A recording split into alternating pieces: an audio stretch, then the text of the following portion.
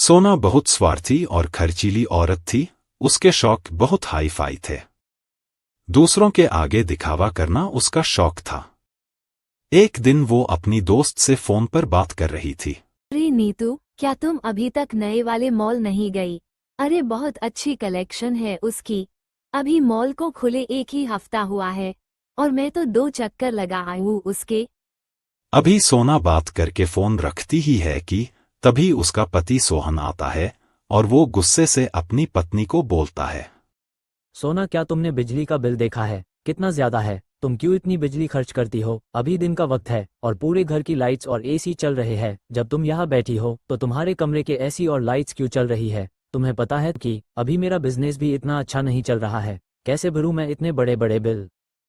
ये सब सुन सोना कहती हैं कि ओह सोहन, तुम्हें पता है कि मैं अंधेरे में नहीं बैठ सकती। मुझे पूरा घर जगमगाता ही अच्छा लगता है। तुम भी क्यों नहीं दूसरों की तरह ही डायरेक्ट बिजली ले लेते? आजकल बहुत से लोग करते हैं। इसमें कौन सी बड़ी बात है? ऐसा करने से हमारा बिल बिल्कुल नहीं आएगा। सोना के समझाने पर थोड़ी ना नकुर के बाद सोहन मान जाता है। अगले महीने बिजली का बिल 0 देखकर सोहन बहुत खुश होता है और ये बात सोना को बताता है। सोना कहती है, देखा, तुमने मेरे राय पर अमल करोगे तो ऐसे ही खुश रहोगे। और हम क्यों बिजली वालों को इतने पैसे दे? ये पैसे हम अपनी शॉपिंग में खर्च कर सकते हैं। सोना की ये बातें सोहन को कभी कभी गलत भी लगती, लेकिन बिजली के बिल कम देखकर उसने कभी सोना को नहीं टोका। दूसरी तरफ सोना की बेटी रिया किसी रोहित से प्यार करती थी और उसी से शादी करना चाहती थी। रोहित की जॉब तो बहुत अच्छी थी, पर वो अभी जिस घर में रहता था वो छोटा सा घर था। इसलिए हमेशा जब भी रोहित से मिलती वो उस पर घर बदलने के लिए दबाव डालती रहती। कहती, रोहित, तुम्हें पता है ना, मम्मी मेरी शादी कभी भी तुमसे नहीं करेगी। वो हर चीज ब्रांडेड लेती है। फिर मैं तो उनकी इकलौती बेटी हूँ। मेरे मामले में वो बिल्कुल भी समझौता नहीं करेगी। ये सुन रोहित बोला, लेकिन रिया, क्या कमी है मुझ में? मेरी कितनी अच्छी जॉब है, क्या तुम ये नहीं जानती? रोहित, तभी तो मैं तुम्हें बोल रही हूँ। तुम्हारी इतनी अच्छी जॉब है, तुम्हें अपना लिविंग स्टैंडर्ड बढ़ाना चाहिए।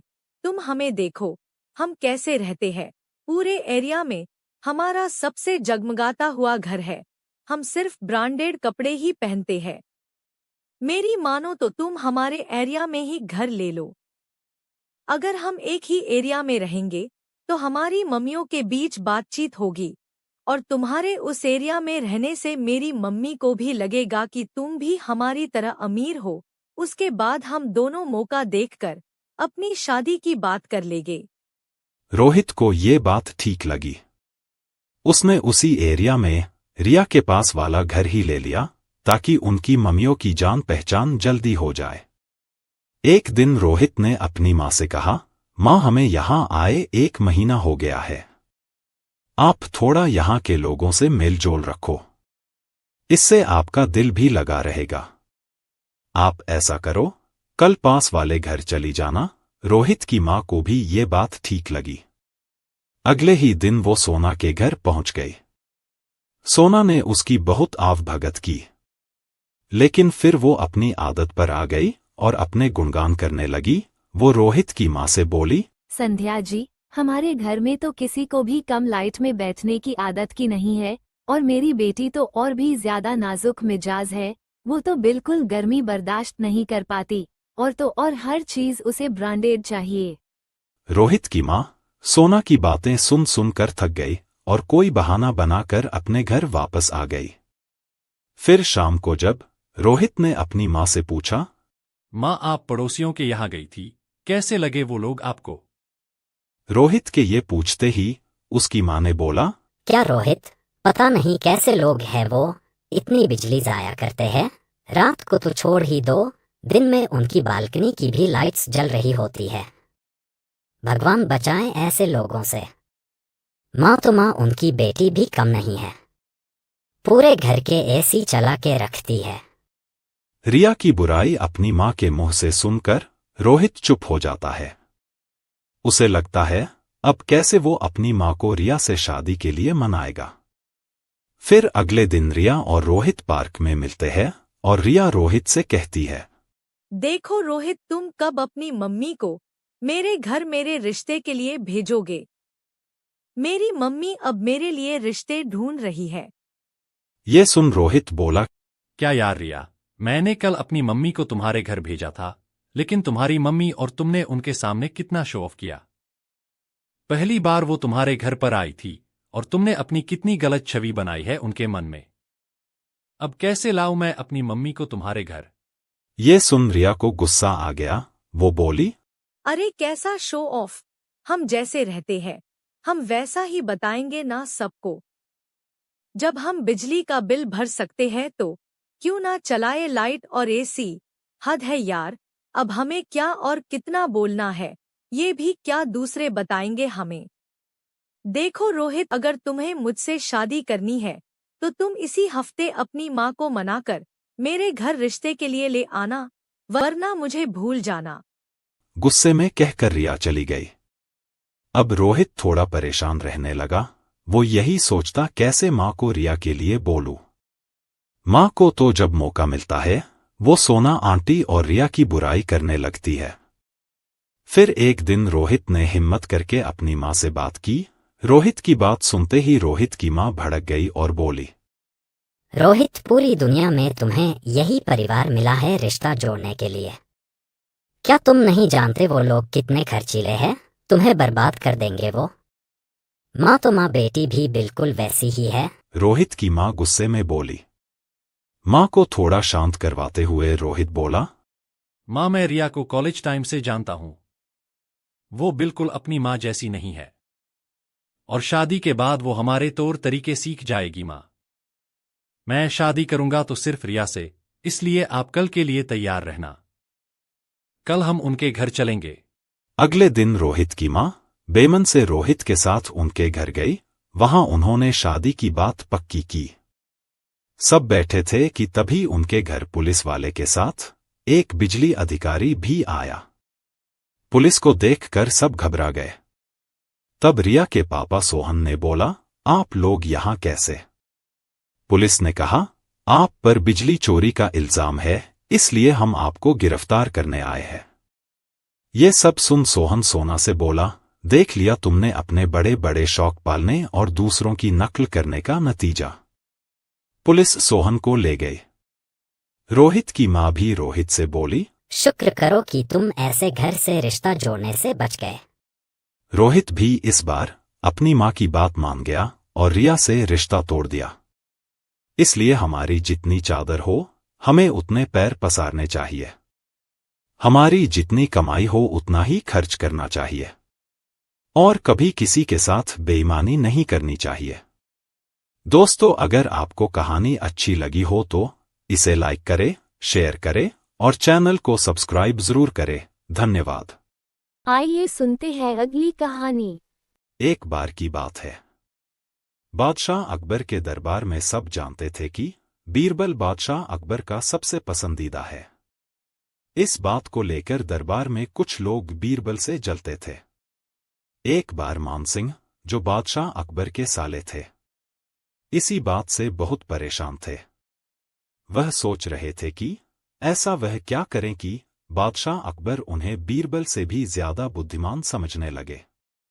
वो अपने कमरे में उदास खड़े थे और गहरी चिंता में डूबे थे।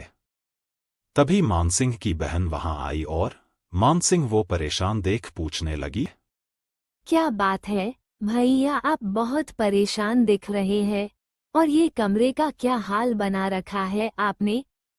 मानसिंह ने बोला, हाँ बहन, मैं बहुत परेशान हूँ, क्योंकि तुम जानती हो कि महाराज अपने दरबार में सबसे बुद्धिमान बीरबल को ही समझते हैं।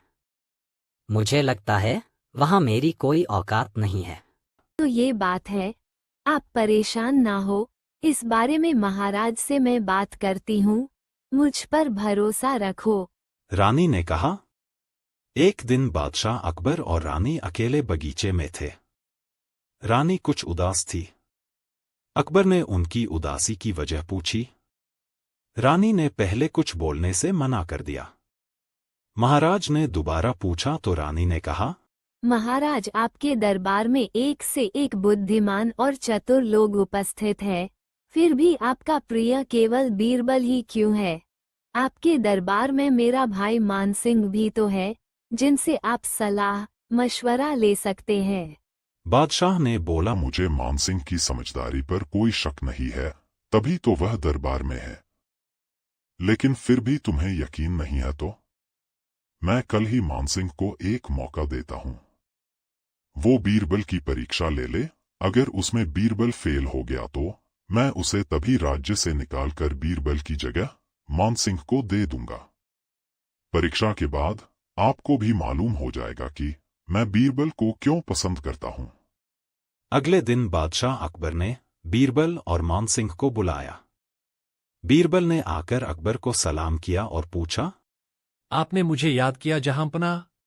बादशाह अकबर ने कहा, हमारे साले साहब आपसे 3 प्रश्न करना चाहते हैं, जिसका जवाब आपको देना है। अगर आप मानसिंह के प्रश्न का उत्तर नहीं दे पाए तो आपको यह राज्य छोड़कर जाना होगा। आपकी जगह मानसिंह को नियुक्त किया जाएगा। यह बात सुनते ही मानसिंह बहुत खुश हुआ। बीरबल ने कहा, मुझे सारी शर्तें मंजूर है, महाराज, पर सवाल क्या है? बादशाह अकबर मानसिंह की ओर देखते हैं। मानसिंह ने पहला प्रश्न किया, आसमान में कितने तारे हैं? बीरबल ने कहा, यह तो बहुत ही आसान सवाल है, पर इसका जवाब जानने के लिए आप दोनों को मेरे साथ महल के बाहर आना होगा। दोनों बीरबल के पीछे चल पड़े। बीरबल महल के बाहर एक भेड़ के पास जाकर खड़े हो गए और बोले, जितने भेड़ के शरीर पर बाल है, उतने ही आसमान में तारे हैं। अगर मानसिंह को यकीन ना हो कि दोनों बराबर है या नहीं, मानसी गिनती कर सकते हैं। अकबर ने मानसिंह से पूछा, क्या बीरबल का जवाब सही है या फिर आप गिनती करना चाहेंगे? मानसिंह ने कहा, जब बीरबल बोल रहे हैं तो सही ही होगा। फिर मानसिंह ने दूसरा प्रश्न किया, धरती का केंद्र कहाँ है? बीरबल मुस्कुराए और पूरे यकीन से बोले, जहां ये भेड़ खड़ी है, यही है धरती का केंद्र। आप चाहो तो धरती तो नाप कर तसल्ली कर सकते हो। बादशाह अकबर ने मानसिंह से कहा, क्या बीरबल ने सही उत्तर दिया? मानसिंह मन ही मन, इन सवालों का तो आज तक कोई जवाब नहीं जानता था। यह बीरबल इतने आराम से सारे जवाब दे रहा है तो सही ही होगा। यह सचमुच बहुत बुद्धिमान है। मानसिंह ने कहा, बिल्कुल सही जवाब है, महाराज। फिर अकबर बादशाह ने मानसिंह से कहा, तीसरा प्रश्न पूछो। मानसिंह ने कहा, इस बार प्रश्न नहीं, एक पहेली है जिसका जवाब बीरबल को देना होगा। मानसिंह ने कहा, एक परख है सुंदर मूरत, जो देखे वो उसी की सूरत, फिक्र पहेली पायना, ओझल लागा आईना। बताइए क्या? बीरबल मुस्कुराए और बोले, इसका जवाब तो बहुत ही आसान है। मानसिंह जी, आपकी पहेली में ही इसका जवाब छुपा है। इसका जवाब है आईना। बादशाह अकबर ने मानसिंह से पूछा, कोई और प्रश्न है जो आप बीरबल से करना चाहते हो? मानसिंह ने कहा, नहीं महाराज। फिर बादशाह अकबर ने रानी को बुलाकर उनके सामने बीरबल की चतुराई की खूब तारीफ की। तब बीरबल ने कहा, इसमें बुद्धिमानी की कोई बात नहीं महाराज। मानसिंह जो प्रश्न मुझसे पूछ रहे थे, उसका जवाब उन्हें खुद भी नहीं मालूम था, इसलिए उनको मेरे जवाब को सही मानना पड़ा। इसलिए मनुष्य को बिना किसी जानकारी के कोई कदम नहीं उठाना चाहिए।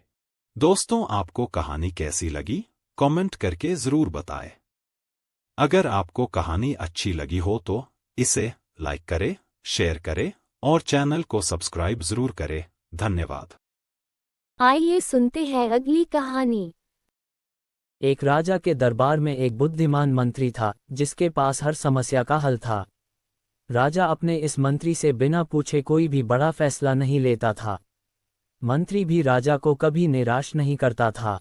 इस मंत्री से राज दरबार के अन्य लोग जलन रखते थे और उसको लेकर राजा के कान भी भरते रहते थे, लेकिन राजा कभी भी दूसरों की बातों पर ध्यान नहीं देता था, क्योंकि राजा अच्छे से जानता था कि उसके लिए और राज्य के लिए कौन ठीक है और कौन नहीं।